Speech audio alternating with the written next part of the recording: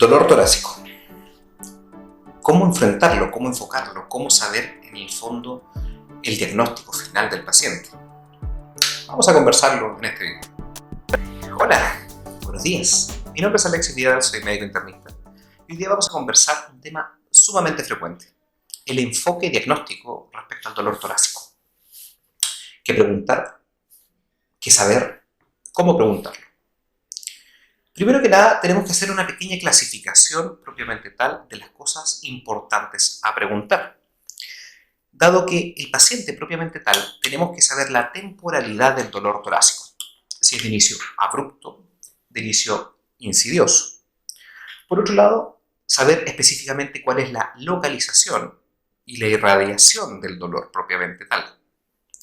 Hay que tener en cuenta cuál es la intensidad del dolor y ojalá ocupar alguna escala que permita ejemplificarlo lo más preciso posible, como la escala de EVA, por ejemplo. Y si se mantiene en el tiempo, disminuye, cuáles son los efectos atenuantes o agravantes.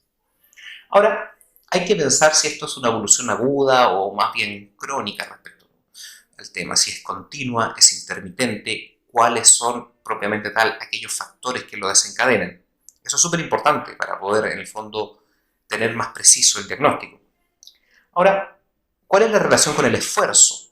Si aumenta con el esfuerzo, si disminuye, si se mantiene al movimiento o no, si el paciente se despierta por el dolor propiamente tal, que es una bandera roja, y si tiene tope inspiratorio, si se asocia a alguna puntada de costado, si tiene algún síntoma acompañante propiamente tal. Y por otro lado, si tiene, por ejemplo, entre síntomas acompañantes, la tos, disnea, como le iba conversando, hemoptisis, disfagia, fiebre, compromiso del estado general, etc. Baja de peso. Todo ello me va a permitir llegar a mi diagnóstico final, que es lo que quiero obtener. Pero recién ahí me puedo hacer una idea propiamente tal a cómo enfocar mi estudio. Antes de eso, en el fondo, sin tener estos datos, me voy a quedar inconcluso con alguna otra cosa, lo cual me permite no avanzar después, posteriormente, en qué clasificación de esta rama propiamente tal de dolor torácico vamos a tener. Ahora, ya teniendo los puntos anteriores claros, podemos empezar a clasificar propiamente tal el dolor torácico. Y es importante la localización para saber, en el fondo, cómo orientar mi estudio. Vamos a dividirlo en parietal, pleuropulmonar, mediastínico, cardíaco y alguno dolor referido al abdomen propiamente tal. Si empezamos con el primer punto, que es el dolor torácico de origen parietal, uno tiene que hablar, por ejemplo, de una neuritis secundario a herpes zóster, por ejemplo. Sí podría hablar de un dolor costal secundario, por ejemplo, algún tipo de fractura, secundario a algún tipo de accidente, generalmente traumático. Podríamos hablar de algún tipo de fractura de carácter patológico, como son enfermedades osteometabólicas, como la osteoporosis, por ejemplo, o tumores, como los plasmocitomas. Por otro lado, en el fondo, tenemos que tener en cuenta el compromiso costo-condral propiamente tal, como un THC o la costocondritis, que es uno de los síntomas más frecuentes propiamente tal. Eso con el origen parietal, que pudiésemos orientarlo a grandes rasgos. Por otro lado, tenemos el origen pleuropulmonar. En este segundo punto, lo podríamos dividir con o sin tope inspiratorio. Si lo dividimos con tope inspiratorio, podríamos hablar, por ejemplo, de una neumonía lobar, un infarto pulmonar, o podríamos tener un compromiso pleural en contexto, por ejemplo, de un neumotórax, un derrame pleural, que van a generar también dolores con puntada de costado. Ahora, si no tenemos un dolor generalmente con tope inspiratorio, pudiese llegar a ser algún tipo de neobronquial, que también pudiese generar estas molestias propiamente tal.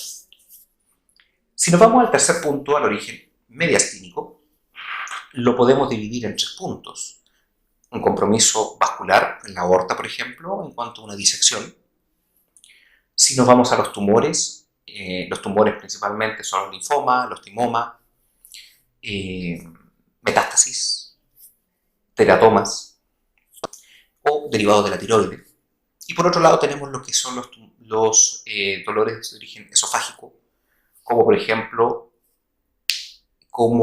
las relacionadas con aumento del tono propiamente tal, que son debido a espasmos o por una peristalsis dolorosa, que podemos tener distintos tipos cuando tiene afectación propietaria del movimiento, acalasia, el síndrome de Borjado, entre otras cosas. Si nos vamos al cuarto punto, al de origen cardíaco, siendo uno de los más frecuentes también y más importantes a descartar, tenemos que tener en cuenta lo que son los infartos o la angina estable o inestable, o la pericarditis, que también en el fondo puede ser una causa de consulta. Y como cuarto punto, hay que mencionar aquellos que son dolores referidos, de aquellos del abdomen. Por ejemplo, un infarto de pared inferior pudiese generar en el fondo un dolor a nivel epigástrico. Pudiésemos tener también una colecistitis aguda que pudiese estar dando un dolor referido hacia el hemitórax derecho. Una rotura esplénica en compromiso del lado izquierdo o un embarazo tubario roto que pudiese también dar dolores referidos. Estamos hablando de causas abdominales que pudiesen dar dolores referidos hacia la zona torácica, dando los dolores de tipo torácico. Estas son las principales causas como para tener en cuenta a descartar propiamente tal. Si se dan cuenta no son pocas, pero con una buena historia, con una buena anamnesis podemos empezar a tener una idea propiamente tal sobre las distintas causas, los distintos orígenes y llegar al diagnóstico preciso. Para más dudas, sigue nuestro canal, dale tu like y comparte nuestro video. Nos vemos pronto.